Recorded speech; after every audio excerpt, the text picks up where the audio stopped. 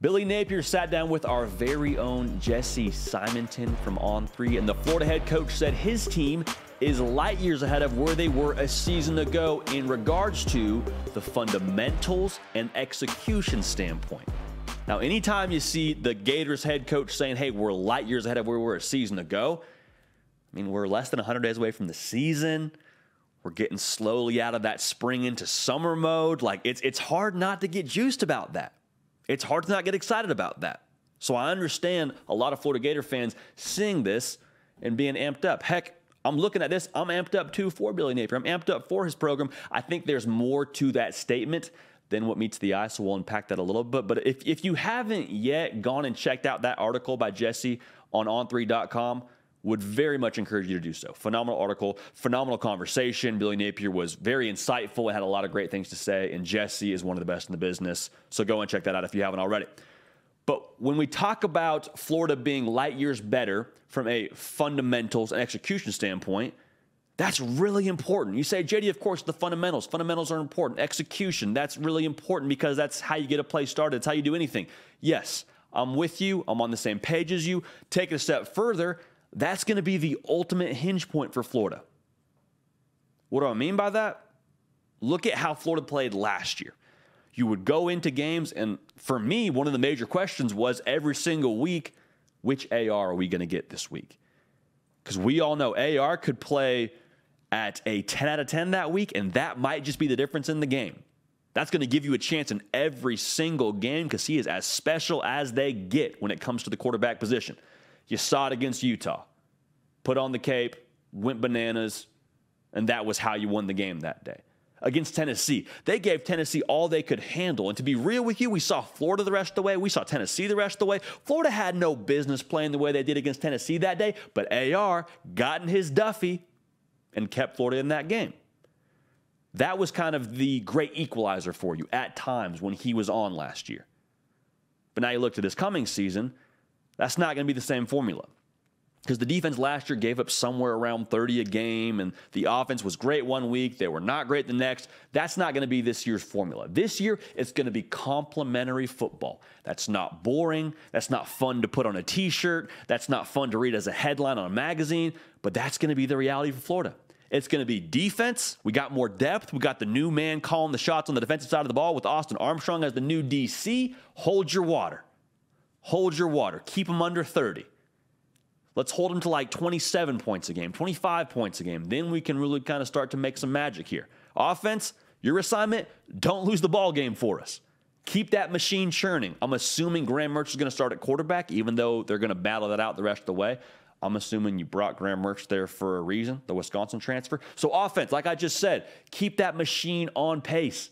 Feed Trevor Etienne. Feed Montrell Johnson. Let them work. Let them put you in 3rd and 3, 3rd and 2. Don't lose the ball game for us. Don't turn the football over. Don't give them 6 points when we're on offense. Don't throw pick sixes. That's going to be the kind of way they play football. And a big part of that is the defense putting the offense in a good position to succeed. Newsflash. Last year, allowing 30 points a game, that's not putting the offense in position to succeed. I said it on a previous video. I'll say it again. For Florida, the defense has to set the offense up and take some pressure off of them, knowing, hey, every time that we take the field, we don't have to score. Sometimes the best drive might be that we punt it and pin them inside the 20. Like, that might be a successful drive for us this coming season. It's not going to be 4 verts aired out. It's going to be feed the dogs in the backfield and let them work. Defense, go beat some dogs on your side of the ball as well. Go hold them for under 30. The depth, you think, is going to be a big part of that going forward. So that's kind of the thought process for Florida this year, in my opinion, with how they play ball.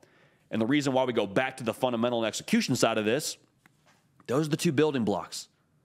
You execute well, you do the fundamentals well, that's going to be key to how you run your offense. It's going to be key to getting inside zone, running outside zone. We're not holding, we're executing, we're not beating ourselves.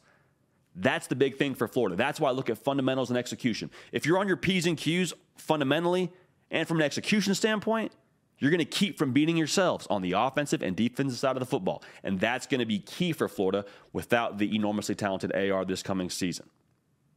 I got more thoughts on that. Make sure you're subscribed right here. We talk college football every single day. We're less than 100 days away. We're live tomorrow morning on this very channel at 11 a.m. Eastern. Make sure you're subscribed, got the bell hit, come and join us. We'll get in the live chat. We'll have a good time. We'll talk some ball, all right? Also, follow me on Twitter. Follow me on Instagram at JD Piquel. So we appreciate you in advance for that. Here's the other headline we got to talk about with Florida. For Florida in 2023, you are not expecting them to win the SEC East. I hate to say that, but that's kind of the world we're living in right now. The over-under this coming season in Vegas is 5.5 wins for the Gators. It's not about winning the SEC East or winning the SEC this season for Florida. It's about trajectory. It's about, can we win 7 games? Can we have improvement from a season ago? And then what do you do with that trajectory? You take it, bottle it up, you put it on the recruiting trail, and you go and get some dudes that are going to stock the cupboard for you for years to come for Billy Napier at Florida. It's about the future. Because you go from winning 6 games last year to any kind of improvement in 2023. Then you can sell the direction of the program. Hey, our second-year head coach, we're starting to trend the right way. Come be a part of this. Because if you take a step back and you win 5 games, well, then it's, hey, come be a part of the change. Come help us turn this thing around. And that's a lot less fun thing to pitch to recruits than, hey, you see the way this thing is going? Won 7 games last year. Won 8 games last year. If we can do that, then we can start talking about winning the SEC down the line. Then we can start about, showing up and getting to Atlanta. Then that conversation gets into play. Because right now, at the time of us recording this, they have the number 4 class in the 2024 cycle in the On3 industry rankings. DJ Lagway recruiting his tail off. We sat down with him at the On3 NIL Elite Series event, talked some ball with him, and just asked him, hey, listen, man, who are you after here at the On3 NIL Elite Series event? Who else are you trying to recruit that's here? And he was like, everyone, man. Everyone. I'm after everyone here. He's working his tail off to get the top guys to come with him to Gainesville. You can have something on the field that helps support that recruiting pitch. That's when Florida can really get this thing rolling. For Florida fans, here's what I would say. Don't let comparison steal your joy. It's so easy right now to look around the SEC and say, well, we don't have what they have. Yeah, it might be true. But guess what? You are building on a different plot of land right now. You don't have the same situation Tennessee had with Hendon Hooker playing quarterback for you. You don't have the same situation that South Carolina has with Spencer Rattler coming back. Obviously, Tennessee has Joe Milton playing quarterback this coming season. Hendon Hooker was there last year. They caught fire. You hear what I'm saying. You're not in the same position as those teams are. You're built differently. Same thing with Georgia and Bama. Those coaches have been around a while. They've built up to this point. Don't let what they have make you feel bad about your process and what you're doing internally. It's a different kind of build. You haven't won the SEC in 15 years. It's a process. It's going to take some time. So buy into it. Lean into it. The SEC title, probably not a thing that you're competing for this year. I say probably because I don't really know without a shadow of a doubt. College football is a crazy game. TCU played the national title last year. So far be it for me to say something's not possible, but this year is about trajectory. I'll say this too before we get out of here. There's a lot of talk around Billy Napier being the right guy or the wrong guy in Gainesville, and I've said it before. Can we all just relax? Can we all just say we don't know what Billy Napier is going to be as Florida's head coach just yet? I get a good vibe from him. I feel good about what he's doing in terms of how they're allocating resources at Florida and how they're working to get the right guys on the roster from a recruiting standpoint. Like, I see a lot of benefits there. But even if you don't, he's your guy for the future. The buyout for him is like $31 million plus. I think it's $31.8 million is his buyout. You're not buying him out. You're riding with Billy Napier. So buckle up, get a snack, get a beverage, get comfortable. We're going to be on this ride for a while together. It's not going to be perfect. It's going to be a process. There's going to be some ups and downs. Success is not linear. And the situation in Gainesville is no different. But I'm telling you, the benefits that we're hearing about, the things he's saying that they're light years better than they were last year, and the things that are going to be important to them winning this coming season, execution, fundamentals, that's a good sign.